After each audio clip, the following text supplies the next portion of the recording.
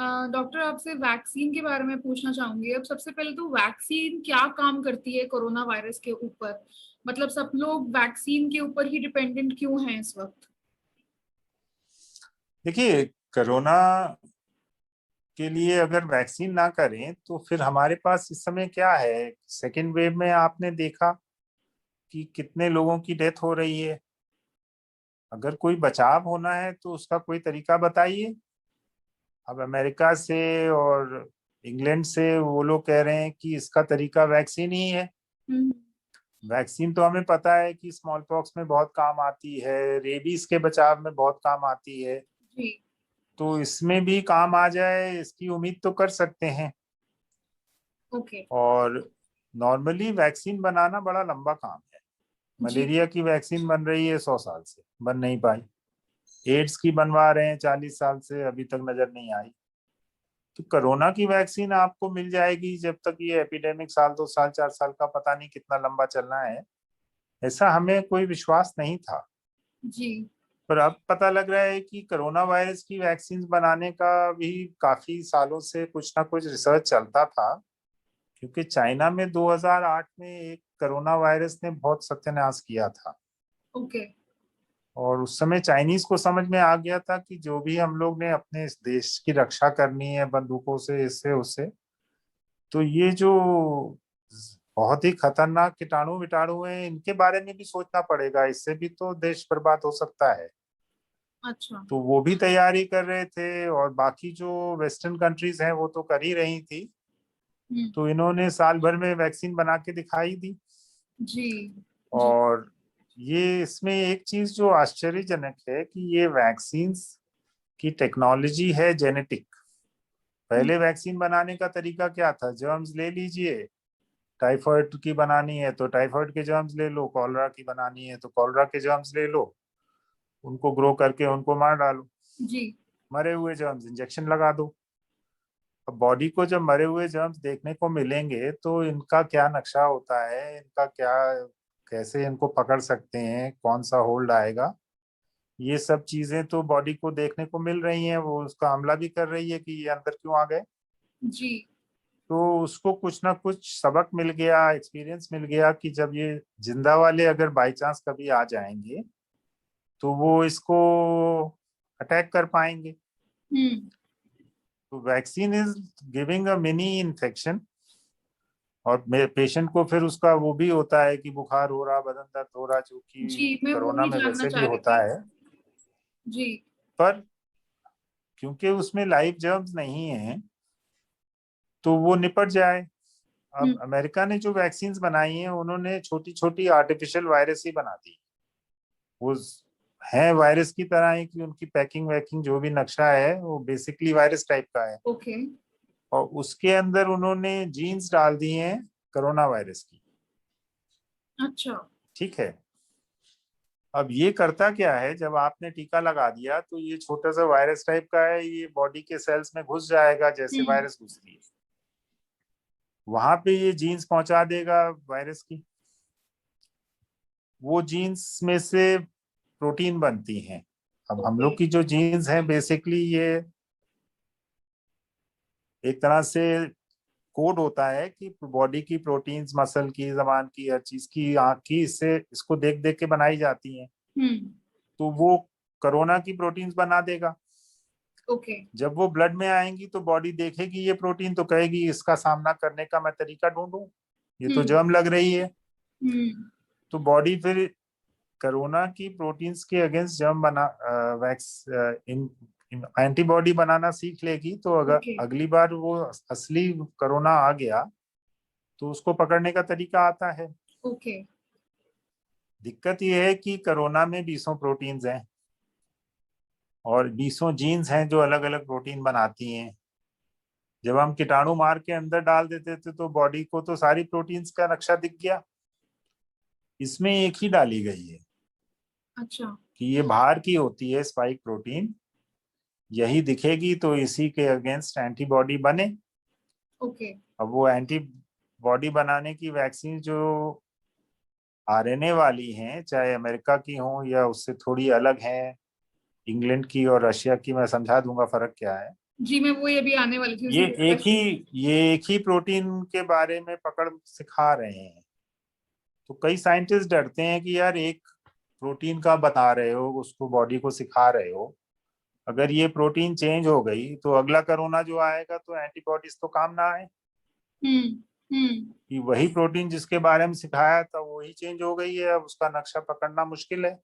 हम्म। और ये first wave और सेकंड वेव में हुआ भी है। हम्म। क्योंकि जिसको फर्स्ट वेव में बीमारी हुई है उसने पिछली वेव की कोरोना देख ली, पीट पाट दी, इम्यूनिटी बना ली, उसी को सेकंड वेव में हो गया। जी। जी। तो इसकी जो प्रोटीन है वो पिछली वाली से मिलती जुलती ही नहीं कि बॉडी बूझ पाए। करेक्ट। अब तीसरी जो आएगी उसके लिए तीसरी एंटी ये लोग वैक्सीन बोल देंगे, बता भी रहे हैं कि हर साल वैक्सीन लगवा लो, हर साल कोई वेव आएगी, तो पता नहीं क्या होना है। पर ये नई टेक्नोलॉजी में एक दो चीजें ऐसी हैं जो इंसान को सोचनी पड़ेंगी कि यार जो वैक्सीन बनाने का तरीका था कि जर्म्स को मारो अंदर डाल दो, वो नहीं कर रहे हैं और एक एक बार में एक चीज सिखा रहे हैं। तो नए नए आते रहे तो हर बार नया सिखाना पड़े। सर, अभी आपके हिसाब से ये बेटर है जो अभी इन्होंने बिना जर्म्स को मारे हुए जो वैक्सीन बनाई है, या वो बेटर है अब कि अभी जर्म्स को तक मार किसी के जो। जानवर में भी देखिए ये जो टेक्नोलॉजी है, आज तक किसी जानवर में भेड़ बकरी में लगाने की परमिशन नहीं है। तो डॉक्टर क्या बता पाएगा कि ये टेक्नोलॉजी अच्छी है बुरी है? ये तो टाइम ही बताएगा। अब आश्चर्य की बात यह है कि इस तरह की टेक्नोलॉजी को सारी दुनिया ने एकदम से पकड़ क्यों लिया कि यही टेक्नोलॉजी होनी चाहिए कोरोना के लिए। हालांकि अभी तक किसी और वायरस के लिए इस तरह की टेक्नोलॉजी को परमिशन नहीं दे रहे थे कि ये जेनेटिक अच्छा। टेक्नोलॉजी है, पता नहीं क्या बवाल करे। तो गाय भैंस के लिए ही दे दी होती पहले कि कुछ तो आइडिया हो पाता, वो भी नहीं हुआ। अब इनके लिए कर रहे हैं तो उसमें एक वजह ये भी है कि ये जो जर्म्स को मार के हम लोग देते हैं, वैक्सीन बनाते हैं, ये एयरबॉर्न वायरसेस रेस्पिरेटरी में बहुत कामयाब नहीं हुआ है। पहले भी बनती थी कि ये चलो इन्फ्लुएंजा की बना लो, किसी और की बना लो, जी। तो ये टेक्निक इतना बढ़िया नहीं रहा है। अब कोरोना के लिए बनाए तो थोड़ा बहुत इफेक्ट आएगा, बहुत अच्छा आ जाएगा इसकी उम्मीद नहीं है। तो जनता को फिर मानना ही पड़ रहा है कि जिस वैक्सीन टेक्नोलॉजी पुरानी में उम्मीद नहीं है तो चलो नई। और नई का ये फायदा तो दिख रहा है कि इसमें जो सेकेंड वेव आई है उसमें इफेक्टिव रही है। ओके, तो सर दैट इज कौन ऑफ सी। Course visible. ओके, तो सर कौन सी वैक्सीन आपके हिसाब से बेटर है? पहले तो ये फर्क समझा दीजिए कोविशील्ड में, कोवैक्सीन में, और अभी आने वाली है स्पुतनिक। कोविशील्ड की जो, देखिए फाइजर बहुत बड़ी कंपनी है जिसने अमेरिकन आरएनए वैक्सीन बनाई है, उनके साइज की तो कोई कंपनी होगी नहीं। लेकिन एस्ट्राजेनेका और ऑक्सफोर्ड ने मिलकर जो इंग्लैंड में बनाई है और जिसको हम कोविशील्ड नाम से लगा रहे हैं इंडिया में, ये कॉम्बिनेशन टीम तो आप समझिए कि सोने पे सुहागा टीम है। कि कंपनी बहुत बड़ी, कोई गलत काम करे ऐसा सोच ही नहीं सकते। ऑक्सफोर्ड यूनिवर्सिटी खुद ही साथ बैठी है, रिसर्च करा रही है। तो इससे अच्छी कॉम्बिनेशन क्या हो सकती है? वो जो टेस्टिंग में लिखेंगे वही होगा, वो ना बढ़ा के लिखेंगे ना बेईमानी करेंगे, ऐसा हो ही नहीं सकता।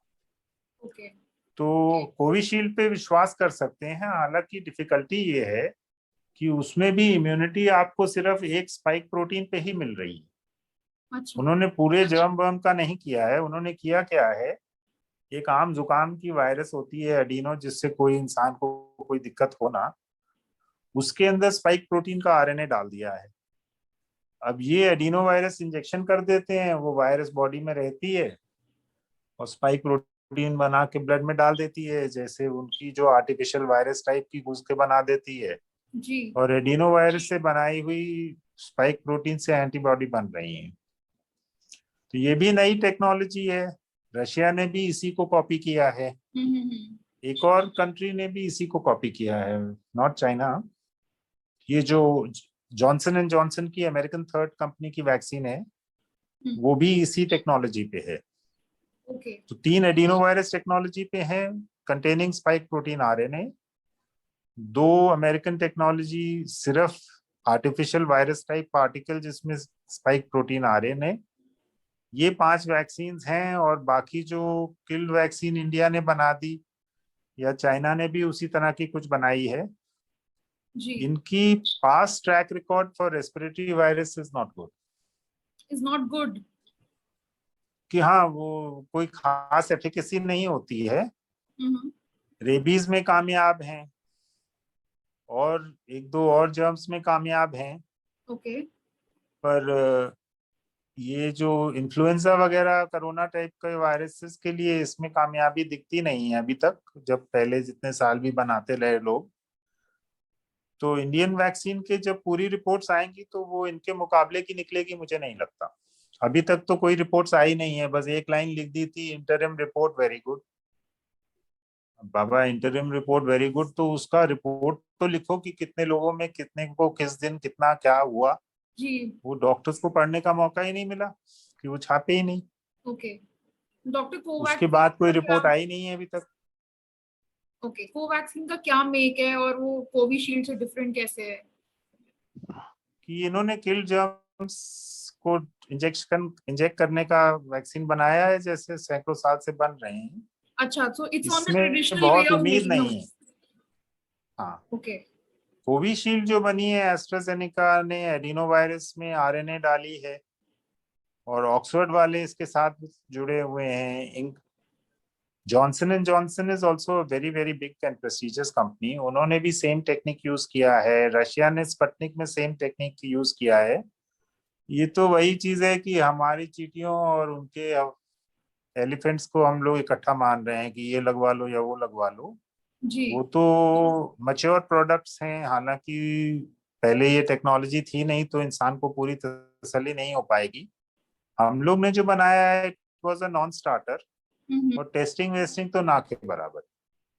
Okay, so basically Covaxin, Covishield और स्पुतनिक में से कौन सी आप रिकमेंड करेंगे वैक्सीन इंडियंस के लिए? अब बत्रा हॉस्पिटल के अंदर रिसर्च हुई थी स्पुतनिक पे, वो कामयाब दिखी है कि जो भी टेस्टिंग वेस्टिंग करी गई बचाव था। तो अब गवर्नमेंट ने उनको परमिशन भी दे दी, इंडिया में मैन्युफैक्चर हो जाएगी में। तो Sputnik should be a good product. बाकी साइंटिस्ट ने उसको इंडिपेंडेंटली देखा है, तो एस्ट्राजेनेका की ऑक्सफोर्ड वैक्सीन और अमेरिका की वैक्सीन बराबर हैं। उनके कहने में हम 95 हैं, एस्ट्राजेनेका ऑक्सफोर्ड के कहने में एस्ट्राजेनेका ऑक्सफोर्ड 75 है। लेकिन वो 75 70 नहीं होगा। ओके। अमेरिका की प्राइवेट कंपनी ने कुछ कह दिया, उसके बाद कुछ कम आ गया, ये सब हो सकता है। Okay, and doctor, which is the right time to get the vaccine? अभी इमीडिएटली लगवा देख, लेनी चाहिए जिन लोगों को कोरोना हुआ है उनके लिए, और जिनको कोरोना नहीं हुआ है, व्हेन नहीं इज नहीं, द जिनको राइट टाइम? कोरोना हुआ है गवर्नमेंट 6 महीने के लिए मना कर रही है। तो जिनको नहीं हुआ है, अब हुआ हो और पता ना चला हो, वो भी पॉसिबल है। और वो इम्यून हो, ये भी पॉसिबल है कि उनकी पहले से इम्यूनिटी है।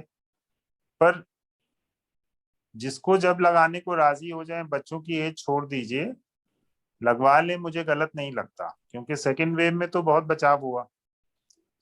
अब थर्ड वेव में जो वायरस आएगी, वो इस वाली वैक्सीन से कामयाबी से बचाव होगा, या पहले जिनको 2 बार हो चुका फर्स्ट वेव में, सेकेंड वेव में, उनको थर्ड वेव में कोई बचाव होगा। These are unknowns. ओके, तो डॉक्टर से पूछ रहे हैं तो डॉक्टर भी तुक्के लगाएगा। तो डॉक्टर आपने कौन सी वैक्सीन लगवाई है या नहीं लगवाई है अभी तक? हम देखिए, हेल्थ केयर वर्कर्स को सबसे पहले ऑफर की गई थी, हमें कोविशील्ड ऑफर करी गई थी, which I accept was the best available.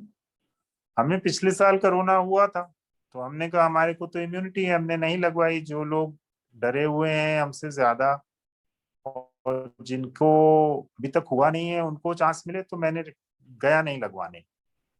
पर सेकेंड वेव आई तो उस कोरोना में कुछ ऐसा नया है कि वो दोबारा हो गया मुझे। तो अब थर्ड के लिए क्या करना है, मुझे सोचना पड़ेगा। लेकिन नॉर्मल जो कोरोना वायरस और इस तरह की वायरसेस का असूल है कि एक बार हो गई तो जिंदगी भर के लिए आपको बॉडी पहचान लेगी, वो इसमें लागू नहीं हो पा रहा है। This is a very big worry, कि ये जो हो रहा है इसमें हर चीज नई है, और पहले जितना इंसान ने लाखों करोड़ों साल देखा था, उससे बिल्कुल अलग है। तो डॉक्टर आप कोविशील्ड लगवाएंगे इस बार? अभी तो गवर्नमेंट ने 6 महीने के लिए मना किया है, तो 4 महीने सोचने का टाइम है, 5 महीने। ओके। एंड डॉक्टर, जो साइड इफेक्ट्स होते हैं उसको वैक्सीन को लगवाने के बाद लोग काफी घबरा जाते हैं, तो वो हाँ, डर भी नॉर्मल है? रहे हैं, all time all kinds of problems are there, I know. But overall आप ये ना देखिए कि फलाने के घर से खबर आ गई कि ऐसा हो गया। That is not how to जज इंडिविजुअल केस पे। अब इंडिविजुअल केस के अंदर तो इंसान को कुछ भी हो सकता है ना। जी। तो आपको टोटल रिजल्ट देखना है कि लाख लोगों में लगी, लाख लोगों में नहीं लगी, मिलते जुलते थे तो इनमें कितने ठीक रहे, उसमें कितने ठीक रहे।